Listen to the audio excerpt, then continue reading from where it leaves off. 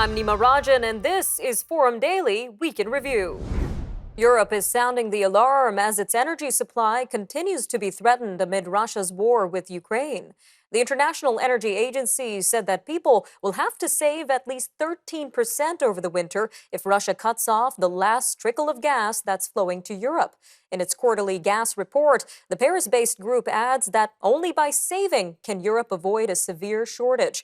Now this, if Russia's gas halts completely over the war in Ukraine. Meanwhile, Russia has accused the West of sabotaging Russian-built natural gas pipelines in the Baltic Sea. The U.S. and allies have denied those charges. Well, joining us now to discuss the looming energy crisis in Europe and how Canada can get involved is Dr. Heather Exner-Pirot, energy policy expert and senior fellow at the Macdonald-Laurier Institute. Dr. Exner-Pirot, welcome back to Forum Daily. Thanks for having me again. So can you give us an idea of what's happening on the ground in Europe right now amid this energy crunch? How are Europeans being affected? Well, it's hard to overestimate the economic effect that this is happening. Inflation is skyrocketing. We think it's high in Canada. It hit 17% in the Netherlands this past month. Industry is shutting down. They're becoming much less competitive. Steel, fertilizer, it's too expensive to operate in Europe. So hundreds of billions of euros being spent on subsidies, on assistance, on capping energy markets, and it'll likely bring the whole globe into a recession. Seems like Europe is being attacked. Europe's economy is being attacked in many ways, Dr. Pirot. Now, how do the nearing winter months affect the urgency of this energy crisis in particular? So I think Europe has been seeing this coming. So they've been working very hard to get their hands on as much LNG as possible, refiring up some coal plants and building up their inventories. And their inventories are pretty full. It's looking okay. But there has been cutting already. So from industry and from other places. So they might make it for the winter, but as your IEA report there at the beginning of the segment showed, it's going to be hard to fill those inventories for next year. So if they do manage to get out of this winter without too much hardship, 2023 will be a different story. Now, is this mainly a natural gas crisis, or are other sorts of energy supplies also being affected right now? So it started as natural gas over a year ago. And one of the reasons Putin, invaded Ukraine when he did was because it was a vulnerable time for Europe already. But because natural gas is in short supply, coal has been in greater use. And now coal prices are at record highs also. Nuclear, we've heard of some nuclear plants shutting down, some decisions changing on that.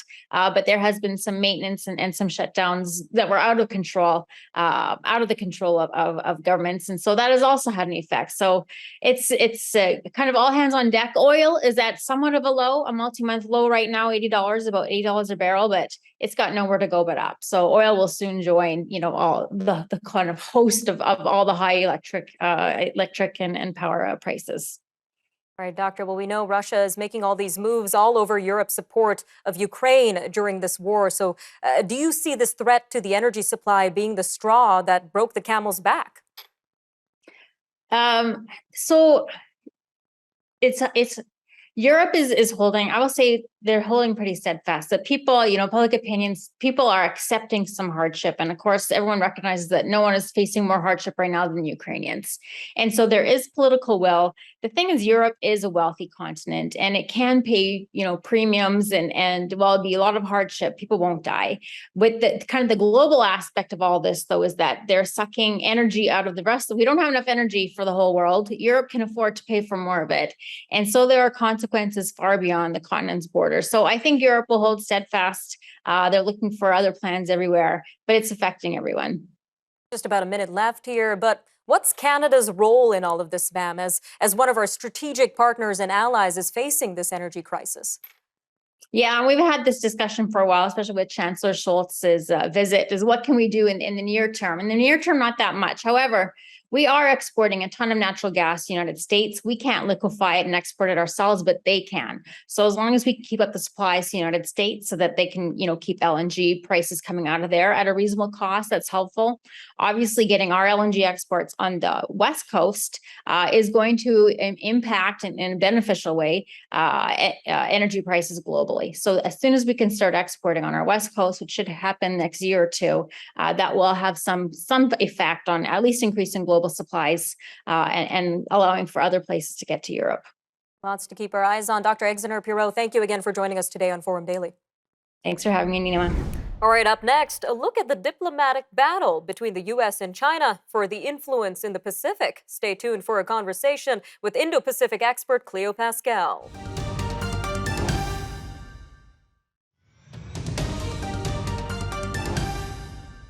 The foreign minister of Solomon Islands says his nation has agreed to sign a historic accord only after indirect references to China were removed.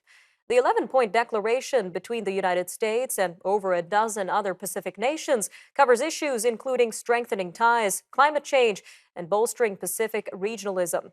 The remarks by Solomon Islands represent the first time it has publicly acknowledged its initial concerns about the agreement and expressed why it had a change of heart. The accord was signed in Washington last week after a major diplomatic push by the United States to the Pacific Island countries. All of this comes as China continues to expand its own presence in the region. Well, joining us now is Ms. Cleo Pascal, journalist and non-resident senior fellow for the Indo-Pacific at the FDD. Ma'am, welcome back to Forum Daily. Thank you. Great pleasure to be here. So what are some of the key points that stand out to you in this 11-point declaration? It's not binding. It's quite general. It has, as you mentioned, no reference to not just the elephant, but the pachyderm in the room, which is China. And the U.S. let itself be manipulated by China via proxy Solomon Islands into toning it down in order to be able to say, look, we got a deal. But it's not binding. It's not really anything. So we'll see what happens in actual implementation. There were other things that were announced that are much more promising, but the deal itself is show, but not necessarily anything that will change lives on the ground. Some very interesting points you make there, ma'am. Now, why has the U.S. made the Pacific Island countries such a major priority now, considering it has a willingness to invest over $860 million in this partnership?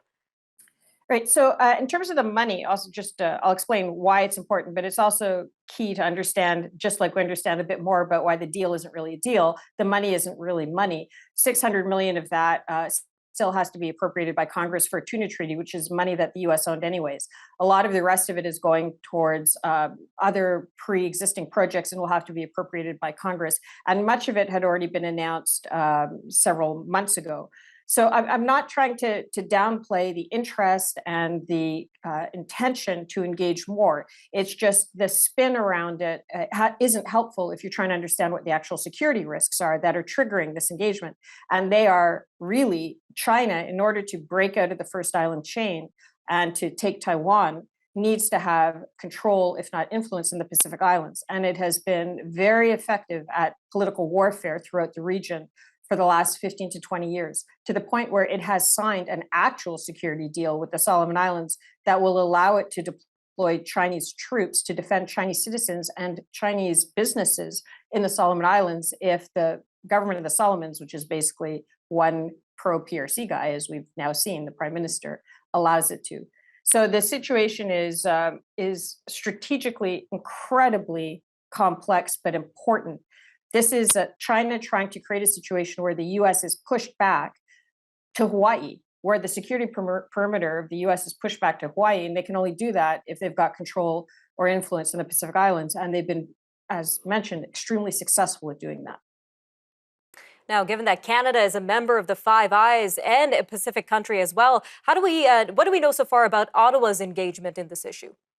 So one of the initiatives that's a relatively new initiative is the Partners in the Blue Pacific, which is a series of mostly Western countries that are supposed to coordinate their engagement in the region. So it's led by the US, Australia, New Zealand, Japan, UK, Germany, and Canada was announced as joining over the last couple of weeks. This is a kind of donor consortium.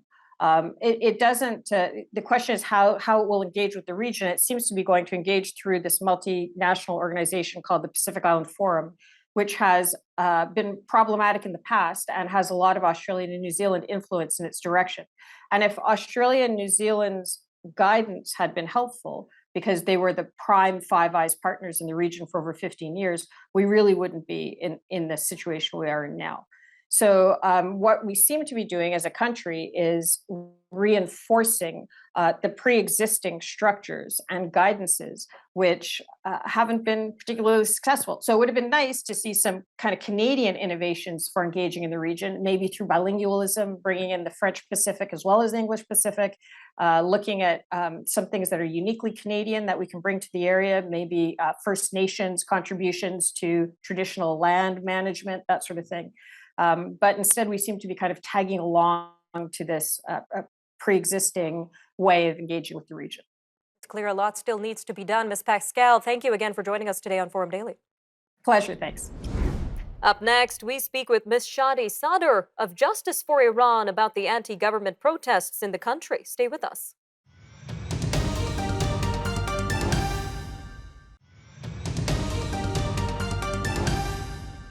The death of 22-year-old Mahsa Amini in the hands of Iran's morality police has sparked outrage across the world. In Canada, demonstrations could be seen in cities across the country over the weekend, from Ottawa to St. John's. In Iran itself, protests have entered their third week with an estimated death toll of 133 people. This is according to Iran Human Rights, which is a Norway-based advocacy group. However, it seems this outrage hasn't discouraged Iran's supreme leader just yet. Ayatollah Ali Khamenei is condemning the rioting and accusing the U.S. and Israel of planning the protests. But Canada isn't convinced, with Foreign Affairs Minister Melanie Joly announcing the sanctioning of 25 senior Iranian officials and 9 government entities. Well, joining us now to tell us more about what's happening on the ground in Iran and what more we can do to help is Ms. Shadi Sadr, a human rights lawyer and executive director of Justice for Iran. Ms. Sadr, welcome to Forum Daily. Thank you for having me. Now, advocates point to the death of Ms. Amini as the catalyst of addressing the deeper issue of oppression and human rights abuses by the governing regime. So can you tell us a little bit more about this deeper meaning behind these protests? I think the killing of Mahsa Amini was a tipping point for millions of Iranians who have suffered from injustice and discrimination over the past 4 decades. However, it wasn't unprecedented at all. We as Iranians had known months before the killing of Mahsa that a popular uprising will take place sooner or later. Because we could see the frustration and the deep frustration of the Iranians, particularly the young generation of the entire political system, and the strong demand for a radical change in the entire political system. So when Mahsa was killed, it was just a trigger to a nationwide protest that was actually for all of us was something that should have come even earlier. For some further perspective for our viewers, what kind of restrictions do women in Iran currently face, and what are the punishments they're threatened with? The compulsory hijab is only one example of a long list of discriminatory laws and rules against women. In one sentence, I can say that women are treated as second-class citizens in Iran at every single level, at the family level, in the society, and also when it comes to the criminal codes and crimes. So with regard to punishment, not only not having a proper hijab is punishable, is an offense, but also having extramarital relations, having same-sex conduct. These are like a very few examples of very, very usual and normal behaviors that are punishable by the Islamic Criminal Code. And also at the family level, laws about divorce, custody, inheritance, every single law that is gendered and is discriminatory. So I think part of these protests is also about protesting these discriminatory laws and rules. All right, Ms. Sadr, a little over a minute left here, but we mentioned Canada sanctioned 25 senior Iranian officials and 9 government entities. What other steps can the Canadian government take in this fight? I think I welcome the Canadian decision on adopting sanctions against these entities and individuals, but I hope the other Western countries follow this decision, especially UK and European countries. But I think the next step for Canada is actually sanctioning Khamenei. The mastermind behind of those atrocities. So an international people's tribunal consists of 6 internationally renowned lawyers confirmed 3 days ago that Khamenei was behind of another crimes against humanity that took place during 2019 protests. And now his speech today reminds us that atrocity. So he is now committing another crimes without his previous crimes are being for the previous crimes he is being held accountable. So like real accountability for the highest ranking officials in Iran are expected. Clearly a lot needing to be done. Ma'am, thank you again for your time today. Thank you.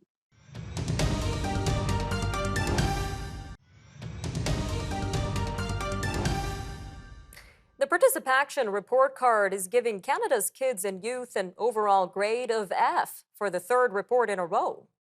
The study has found physical activity dropped and screen use soared during the pandemic.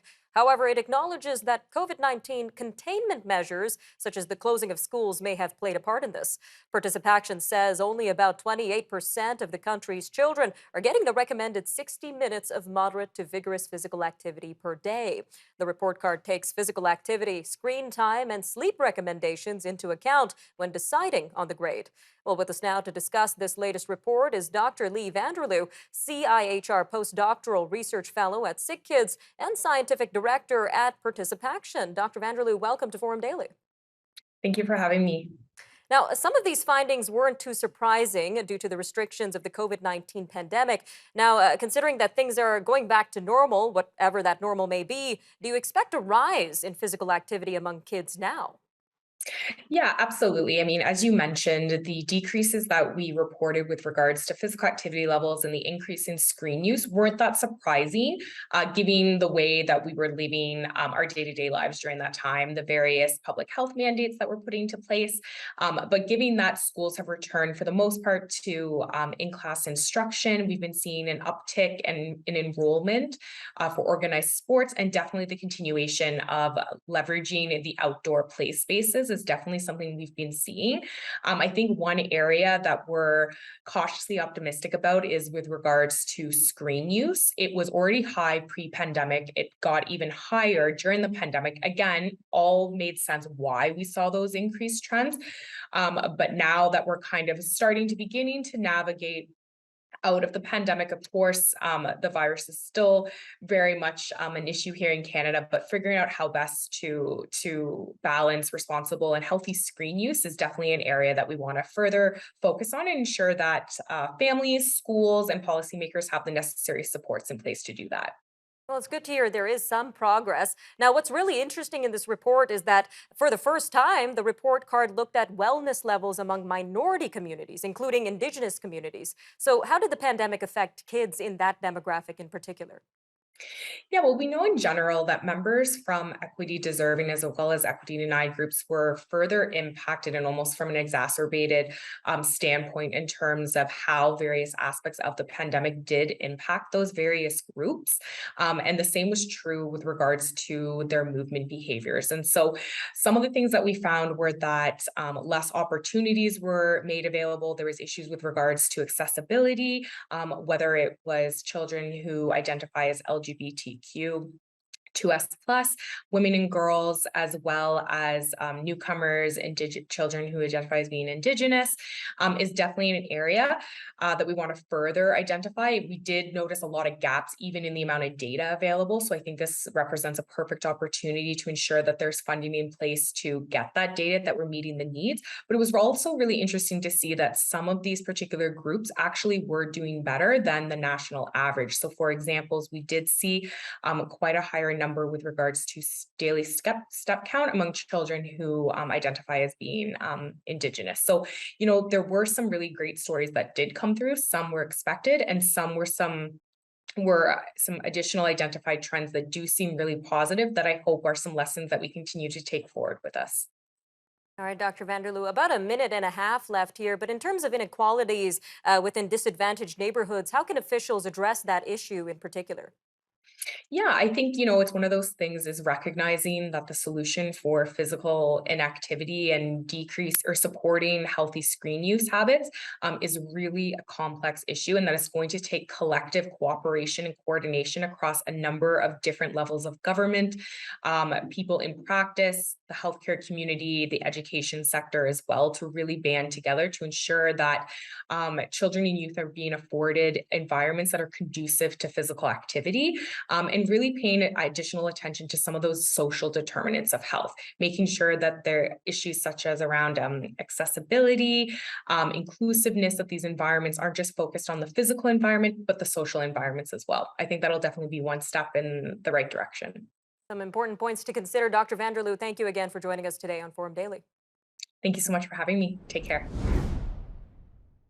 All right, I'm Nima Rajan, and that'll do it for your look at important conversations from this past week. Remember, for more news on demand, you could always visit our website, thenewsforum.ca, and make sure to follow us on our social media handles for updates. You can also watch all of our news and commentary on the News Forum YouTube channel. Thanks again for joining us on the Forum Daily Week in Review, and we'll see you again next time. Take care, Canada.